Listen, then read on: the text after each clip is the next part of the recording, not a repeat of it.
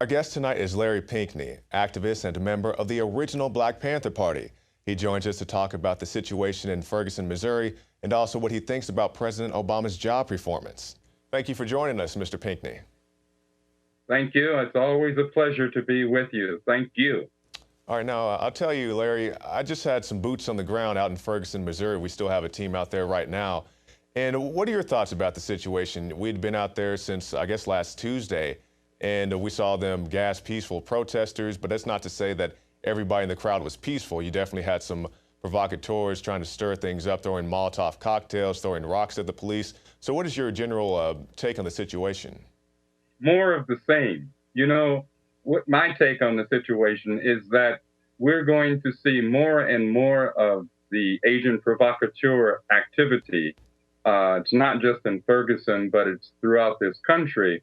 I think that the tragedy in Ferguson, Missouri, can and should be turned into something very positive. My first concern, frankly, is that the so-called mainstream, I call it corporate stream, lane stream, vomit stream media, is trying to put this in a narrative of black versus white. Mm-hmm. It is not a black versus white situation. It is a situation where all people, black, white, brown, red, and yellow people, have a stake in this. We all have a stake in this together.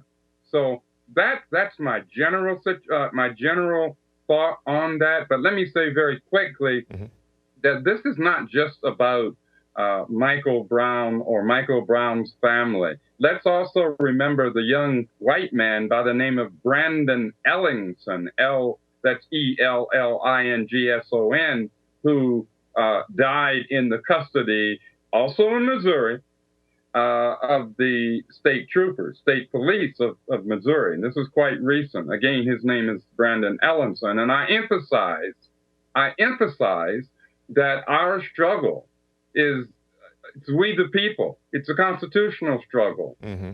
And my real concern, frankly, is that there are more than enough. In fact, we shouldn't have any provocateurs out there working for both the police department and the federal government. So we need to be aware of that. And yes. And you know, the media, the so-called media, and I want to compliment you, Jakari, and all the crew of InfoWars for the tremendous job that you all have been doing, and also placing yourselves in jeopardy. But you know what? That's what the struggle is all about.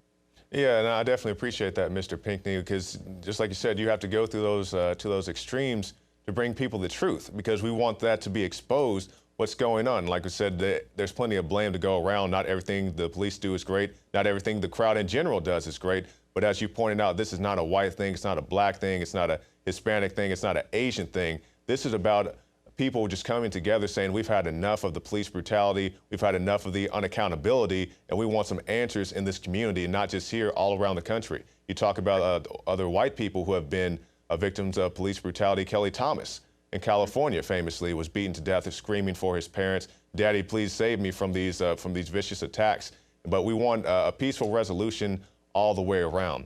So with this said, Mr. Pinckney, we've seen a lot of people comment on the situation going on in Ferguson, many people who are the supposed leaders of the black community. And I'm sure you know the names as well as I do. But what do you think about the response of these supposed black leaders to this situation? Well, first of all, I'm glad you said supposed black leaders, because they in fact are not leaders. They are misleaders, M-I-S, misleaders of not only the black community, but people of all colors. So, you know, you have the Al Sharptons, the Jesse Jacksons, the Eric Holders, and of course, none other than the illustrious drone man, secret kill list, double talking Barack Obama. None of these people represent a genuine leadership of any people, be they black, white, brown, red, or yellow. And we need to understand that leadership begins in the community. In the community. There are plenty of people in that community who are articulate, who have lived in the community many years, and who should be being supported. But instead, what the media, the so-called mainstream media, is doing is they are honing in on everything that they can do to divide people, to keep people in fear. They are avoiding dealing with the root causes. And I say causes, not cause, because it's plural, many causes. But they are avoiding dealing with these causes so that these causes can be rectified. What people want is not revenge. What people want is pure and simple justice. That's all. I don't care what their color is, what our color is. We're all a part of this human family, like it or not. So that's my thought on these so-called leaders, these de facto misleaders. They're part and parcel. In very large measure, they are part and parcel of the problem.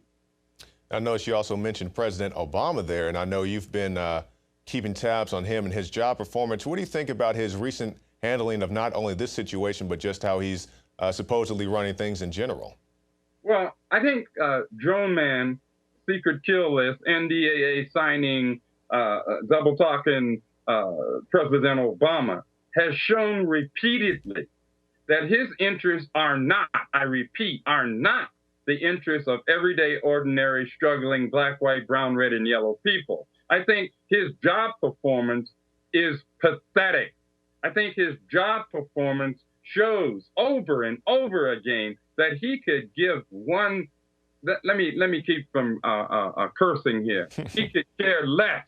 He could care less about the people. His interests are maintaining Barack Obama's status and power. That's all Barack Obama cares about. And his minions, be they Democrat or Republican, are about the same thing.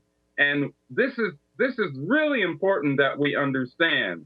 You know, they say manure rolls downhill. Well, it sure does. And it starts right at the White House on down. So it's one thing to talk about the militarization of the police. And yes, we should be deeply concerned about that. But we've got to understand who is behind the militarization of the police forces. And that has to be who? The commander-in-chief, the chief executive. This Barack Obama is terrible for the entire country, for people of all colors. Now, talking about this could tie into the Ferguson, but just the larger issue at hand, the targeting of journalists and also activists. I know you're a prominent activist, have been for many years. So when you see these videos of peaceful people, whether it be Ferguson or any place else, you know, somebody who's obviously a cameraman walking around with his camera, even has his press badge, or you see a peaceful demonstrator activating their First Amendment. You know, they want to come out here and show their support. What do you think about this when these people are viciously attacked by these police state tactics? I think this is an egregious transgression of the U.S. Constitution. You see, and, you know, I had warned about this way back in 2007 and 2008. In fact, in 2008, I wrote an article called, and this is before Obama was installed, I wrote an article called An Obama Presidency, More of the Same, Only Worse, all right? And when you see the clamping down, and I mean the vicious clamping down and arrest of the press, what does this tell us? Don't our so-called leaders see this? Shouldn't they be outraged? Shouldn't they be saying, no, this is a violation of the constitutional and human rights of the press, and frankly, of the peaceful protesters as well? Exactly, because we're out there, just as I mentioned, they're shooting pretty much indiscriminately rubber bullets. When we were there Wednesday night, our very own Joe Biggs was shot by a rubber bullet. You know, I'm having to jump over fences so they don't shoot me with exploding canisters. Josh, our cameraman, got hit by some tear gas, began vomiting instantly. And you're talking about the mainstream proposal, the way they're handling the situation. You know, when we were out there, I believe it was Saturday night, Sunday morning, when they enacted the curfew, you know, the original reports were that they weren't shooting tear gas. at the protesters. That's definitely not the case. We were on the grounds, had 3 people out there. And then the first wave, Mr. Pinckney, they were shooting tear gas. And they originally said they were shooting this in response to a shooting that didn't happen until later. So they shoot out the tear gas, then a shooting happens, but they say this is the original reason why they shot the tear gas in the first place. But people were all too happy to regurgitate the talking points that they were told from the police department. Exactly, which is why, my brother, I refer to it as vomit. That you picked right up on it. Regurgitation. In my latest article in intrepidreport.com, I wrote an article loosely titled "Rejecting the Government and Corporate Stream Vomit." Why? Because it's a regurgitation of lies, repeated lies. Why would, in fact, the police or any other authority for that matter be firing tear gas? I mean, tear gas, people don't understand what tear gas, or for that matter, what a rubber bullet will do to a human's body. Mm-hmm. Tear gas has terrible effects that are long-lasting, dealing with one's ability to breathe, one's ability to see, one's ability to think clearly. This is physical and psychological terror being waged against the people and the press of the United States of America. This cannot be allowed. It cannot be continued. And I say this loud and clear to Democrats and Republicans and to Drone Man, Mr. President Obama, you know better. Shame on you. Yeah, shame, because people need to be held accountable. We just don't want to hear, oops, we're sorry, we'll try to do better next time. You know, somebody needs to be held accountable for these actions. So, Mr. Pinckney, can you give us your final thoughts and also tell us how we can keep up with your work? Yes, first, again, I want to thank all of you. And again, I want to thank you and the great crew that has been working with you. I know you were right on the ground in Ferguson, Missouri. Stay strong. Keep on doing that. That's what we need. Well, thank you. It's the truth. The truth is the truth. So I have to say that my final thoughts, well, I won't call them exactly my final thoughts. My final thoughts on this are that we, the people, must unite. We must overcome our petty differences. We must overcome the fear-mongering, the hate-mongering that so many elements are out there peddling. We must overcome it and work together, as we said in the original Black Panther Party, not the so-called new Black Panther Party. As we said in the original Black Panther Party, all power to the people, black, white, brown, red, and yellow people. We must do this thing and win this thing together. It's a long struggle. Thank you so much. You can find my writings at intrepidreport.com. Please check them out, my writings and other great writings, and at blackactivistwg.org. Again, blackactivistwg, which stands for writersguild.org. And thank you so much. Please be careful. Please stay strong. Keep on keeping on. Thank you, Mr. Pinckney. Larry Pinckney, original Black Panther. Well, that's it for this edition of the InfoWars Nightly News, but you can go to prisonplanet.tv, get yourself a 15-day free trial. You can get the Alex Jones Show, the Nightly News, the special reports, the rants, and so much more. It helps fund our operation, helps get our guys out to Ferguson or Bilderberg or wherever we need to go. So go to prisonplanet.tv and also stop by the InfoWars store. I'm Jakari Jackson for the InfoWars Nightly News, and we'll see you again tomorrow night.